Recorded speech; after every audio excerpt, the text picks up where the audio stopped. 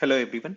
Today we are going to discuss about other file management functions, part of programming in C course. In C programming, there are several other file management functions which are useful in performing various operations on files. Some of the functions are fseek function.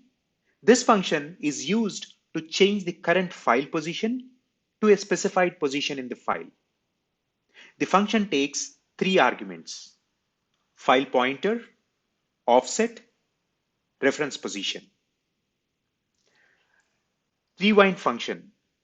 This function is used to move the file position indicator to the beginning of the file.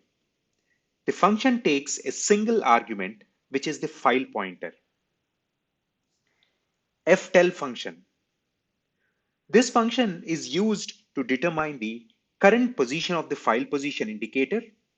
The function takes a single argument, which is the file pointer, and returns the current position. These are some of the other file management functions used in programming. Hope this was helpful. Thank you for watching.